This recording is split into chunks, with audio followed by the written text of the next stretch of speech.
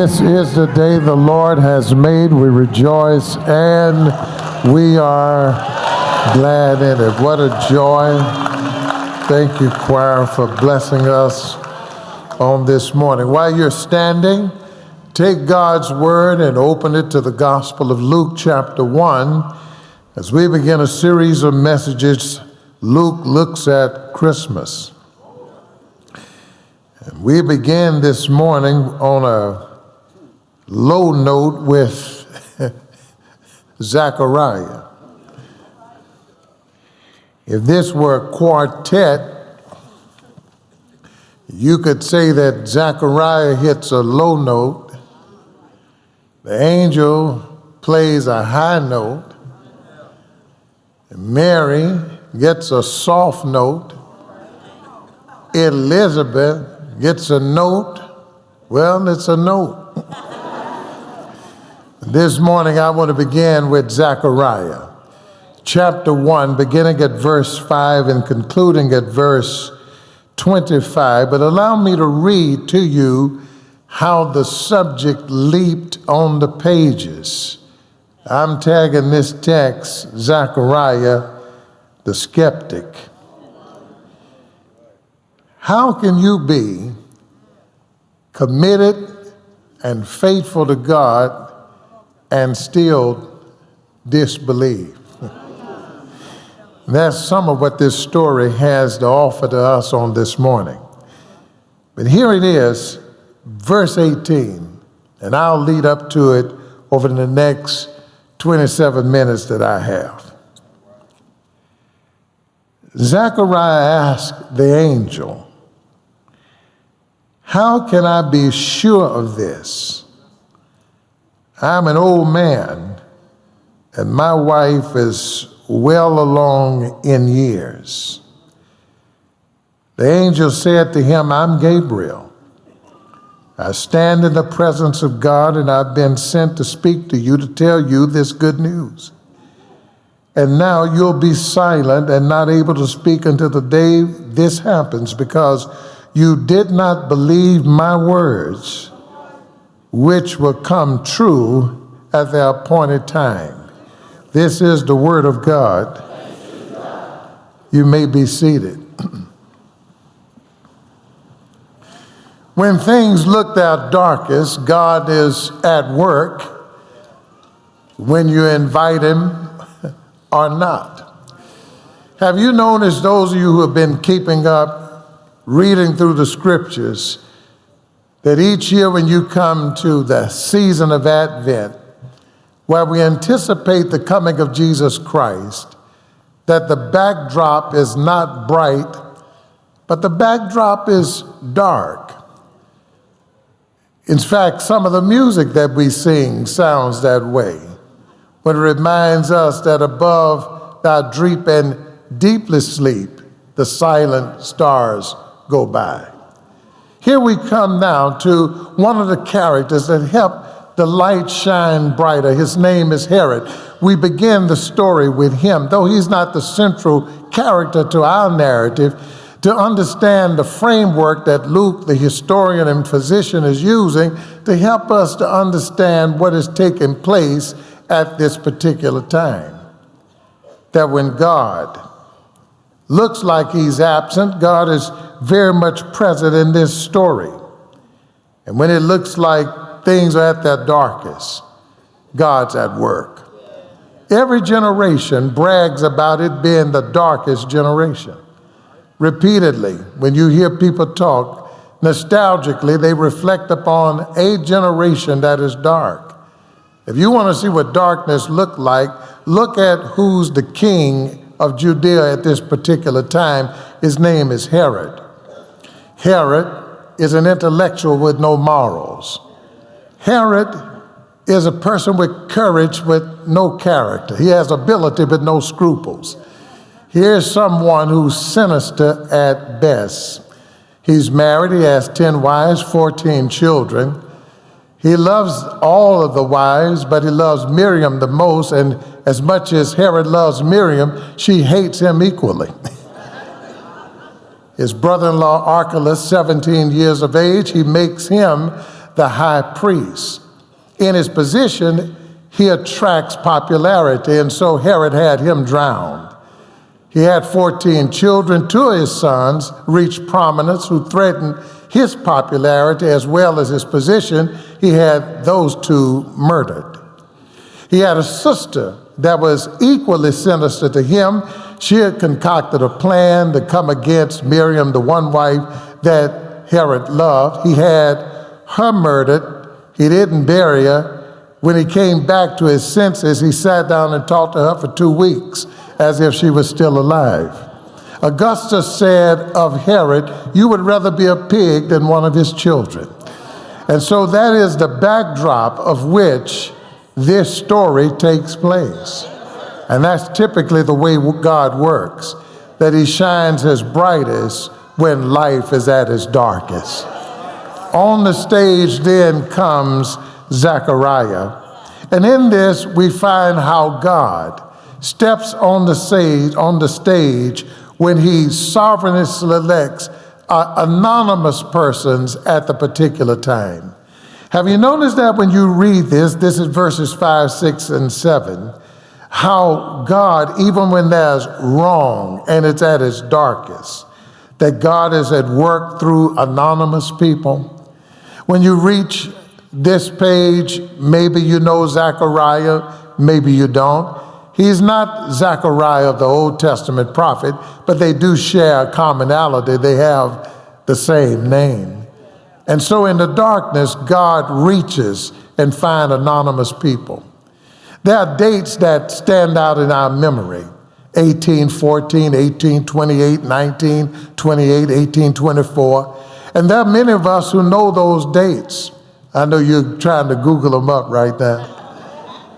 And when we think about a dark period in American history, at the height of a depression, and in a little southern town, a little boy is born that later we would know him. We wouldn't even have to call his name. His name is equivalent with hope and help and employment and assistance. We would know him just as MLK. We don't even have to say Martin Luther King Jr. We know he stands as a bright light in a dark moment. That when things are their darkest, God brings on the stage incredible men and women to do his work. Now, Zachariah becomes one of those kinds of persons when you look at again verses 5, 6, and 7. And in his life, he teaches us as a skeptic that many times when we're looking backwards in our heritage, we forget to look forward toward our legacy. Let me say it again. He lived backwards without looking forward. And if you're not careful, and me, we can spend so much time talking about our heritage that we forget about our future legacy. And that's what happens in this story with the priest Zachariah. When you look at his life in these few verses, 5, 6, and 7, you pick up something. Do you see it?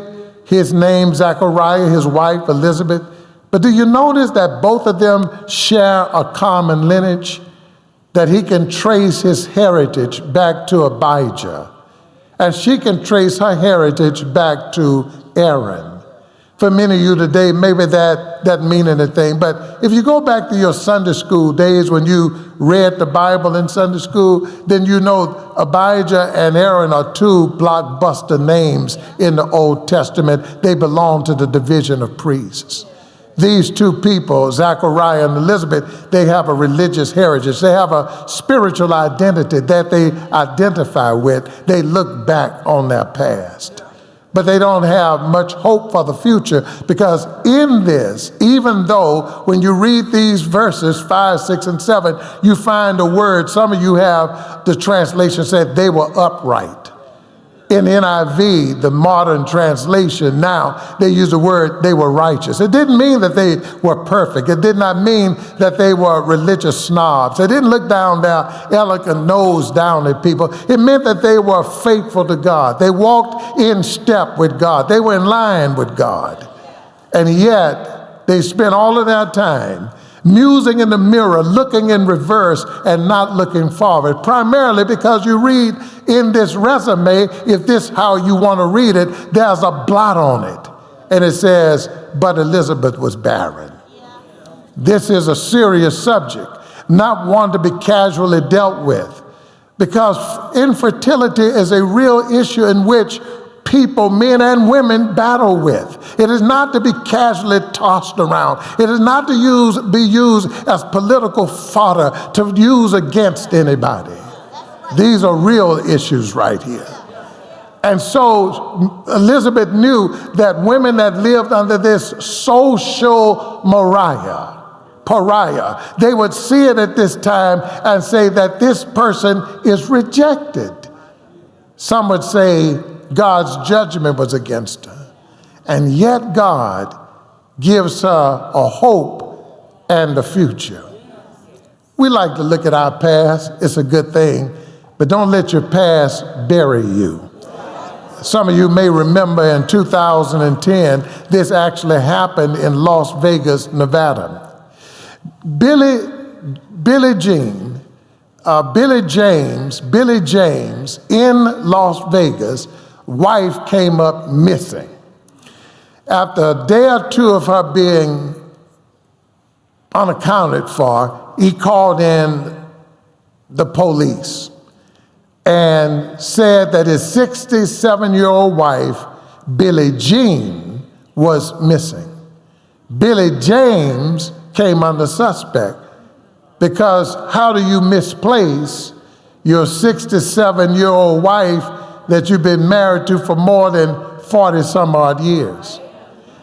The police brought in the cadaver dogs to sniff around the property more than 3 times. The same dogs that they used in 9/11, the same dogs they used at Katrina, but they could not find any evidence of Billie Jean. 4 months later, she was found. You say impossible, read it. She not only collected, she was a hoarder. The paper's called a pack rat. She didn't just collect papers, newspapers, magazines, old letters, cards. She packed them and stacked them. And one day in her house, the stack got so high it toppled over. And because of the weight of it, she was unable to free herself from all of what she had collected, and she suffocated under all of the weight of her past. This morning, don't be a victim of losing your life under the weight of your past. There are people this morning, very seriously, in this room. I'm not talking about people nebulously, but people today who actually are losing the oxygen of their future because they spend so much time looking in the rearview mirror of their past. Now, history is a great thing to know, but history lives with us. History is not past events. History is with us right now. We look to the past to understand the present. Don't get locked in the past and allow the weight of the past to fall on you to take the life of your future away from you. On the other hand, look to the future. Now, how do you get to the future? I don't know. I mean, longevity has its place. We don't know. We don't know how long we have in life. So life is not measured by duration. Life is measured by donation. How much are you giving to life? How much are you taking out of life? What are your returns on the investment? On the Today Show, Al Ruckers, I don't know if they still do it now. I don't wake up that early.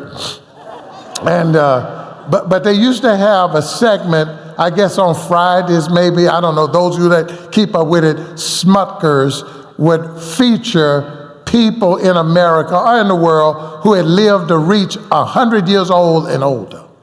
I remember one episode where a lady reached 100 years old. Some of you young people, you better listen to me. because that woman gave the key on how to live long. I was interested. Pulled out my pen, I sat up, I said, give it to me. She said, I smoke every day and I drink.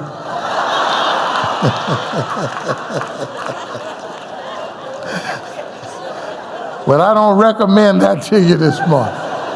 I'm almost certain that is not. I know my doctors in here would say, please, please do not encourage our members to do that. I certainly wouldn't encourage you to do that. But on the flip side of the humor of those octogenarians and those centenarians, rather, what they were really saying to us is that at 100, I still have a future, and there's nothing as sad as listening to a young person that has no future. Listen, you too young not to have a future. Listen, you too old not to have a future. God has given you a future where his mercies are new every morning. Great is his faithfulness. Time don't permit, but I could tell by some of your body language that I could say that you don't have no hope for the future. And that's a sad way to live. Let me tell you something. You're looking at a man here that I still got hope for the future. Oh yeah, I got that. No, my hope for the future, not just in words. I'm putting my hope for the future in practice right now. Every day that I'm working anew for the next 10, 20, 30, 40 years, however long the Lord give me, I'm not going to die. Listen, when I close my eyes, come and have a good time. Because you can say that Pastor West used all of what God gave to him to try to help us be a better people. Preach, Pastor West. I got to move on. I stayed that longer than I was supposed to. But sometimes this forward and backwards, backward and forward look sets us up for God's prearrangement. This is verses 8, 9, and verse 10. That all of this in the life of Elizabeth and Zachariah is going to change because of God's prearrangement. There are two words when you think of prearrangement that you want to keep in mind: time and place. Zachariah is at the right place at the right time. And God prearranged it that way. He belonged to the lineage of Abijah, the division. 700 years earlier, thereabout, 24 divisions of the priests had been carted off into exile. The priestly lineage had been cut down to 4 divisions, but out of that, they manufactured more priests. At this time, there are 18,000 priests that are serving the temple. Now, that sounds like a lot, and it is in one sense. But the priests only served the temple for 2 weeks out of the year. So you could see how this could come about. Serving this area of Babel would be a one-time event, one-time affair. And now Zechariah is chosen. If you're reading it, the lots have been passed. Well, here's a better way. I'm probably confusing you. He won the lottery. You got that? You know how y'all go scratch? And I want you to know if you win, I do expect you to give. I do expect you to give. And so he won the lottery, literally.